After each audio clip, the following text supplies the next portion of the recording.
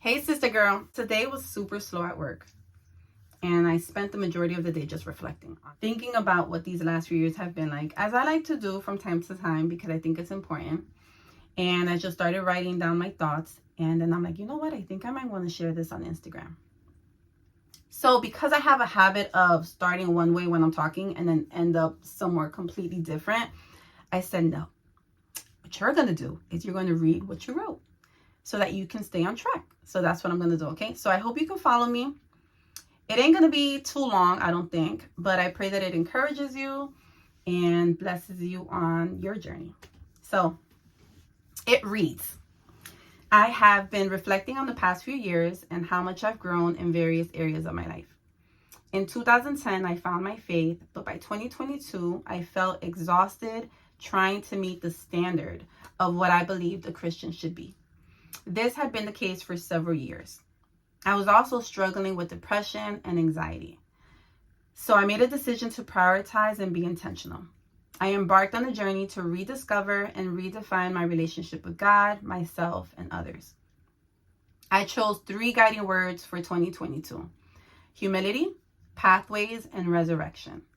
As I walked in humility, followed different paths set out for me by God, and let go of my old self, I allowed the new me in Him to evolve. In the middle of the year, I started documenting my check-ins. I had been in therapy for 2 years at that point, and still am, but I felt led by the Holy Spirit to check in with myself on my thoughts, feelings, and experiences. I documented these check-ins through video, journaling, or audio. I learned that God was teaching me how to create a safe place within myself and allow His presence to guide, counsel, and instruct me. 2 verses that anchored me were Psalm 32, verses 8 through 9 in the Passion Translation, and Isaiah 43, verse 2 in the New Living Translation. Psalm 32, 8 through 9 reads, I hear the Lord saying, I will stay close to you, instructing and guiding you along the pathway for your life. I will advise you along the way and lead you forth with my eyes as your guide. So don't make it difficult. Don't be stubborn when I take you where you've not been before. Don't make me tug you and pull you along. Just come with me. And Isaiah 43, 2 reads, when you go through deep waters, I will be with you. When you go through rivers of difficulty, you will not drown. When you walk through the fire of oppression, you will not be burned up. The flames will not consume you. In 2023, I continued on this journey, choosing the words embrace, nurture, and rest as my guiding words for the year. I applied these words to my relationship with God, myself, and others. I also added Romans 12:2 in the Passion Translation as my anchor verse. And it reads, stop imitating the ideals and opinions of the culture around you, but be inwardly transformed by the Holy Spirit through a total reformation of how you think. This will empower you to discern God's will as you live a beautiful life, satisfying and perfect in His eyes. Despite the challenges, I learned a lot about myself and identified areas that needed to change and no longer honored the evolved version of me. I intentionally rooted myself in God's truth while flourishing and resting in His grace.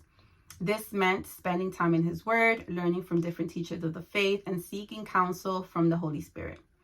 I understood that it wasn't about striving for perfection, but rather growing and resting in the perfect and complete work of Jesus Christ. For a long time, I didn't think I could hear from God, but He was speaking to me and revealing His truth to me.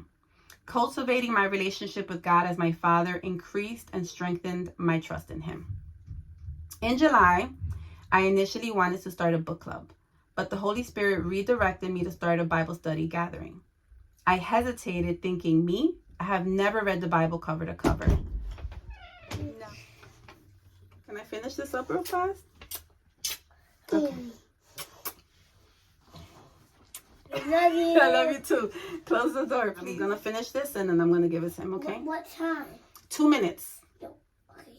Okay, close the door. Love you. Okay, love you too. But anyway, so where did I leave off? Because this boy, this is... All right, but I'm going to continue. In July, I initially wanted to start a book club, but the Holy Spirit redirected me to start a Bible study gathering. I hesitated, thinking, me? I have never read the Bible cover to cover, so who am I to think I can lead a Bible study? He reminded me, it's not about you, it's about me. It's not about how you see yourself, but rather allowing you to see yourself through my lens and trusting my lead. So I said yes, and the Bible study officially began on September 21st. It has been a blessing, a safe place where we gather on Zoom, dive into the Word, and speak life into one another as we share our hearts and discuss different topics. This Friday, I will complete my 90-day challenge of listening to the Bible following the plan chronological in 90 days. I started this challenge on November 5th.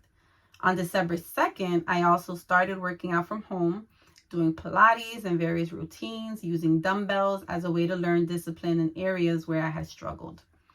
Sharing my daily progress on my Instagram stories helped me to remain disciplined and accountable.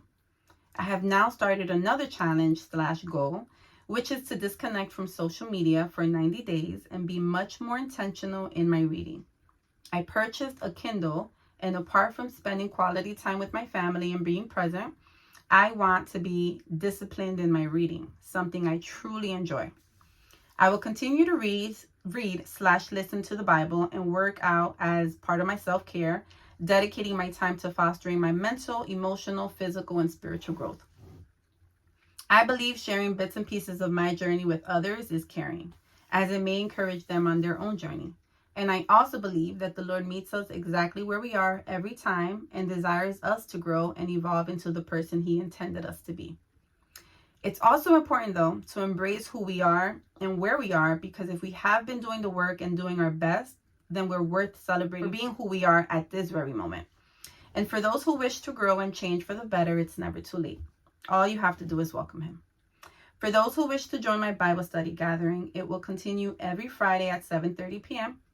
You can click on the link in my bio to sign up. I look forward to what God is going to do in the next 90 days, and I look forward to sharing my journey with you.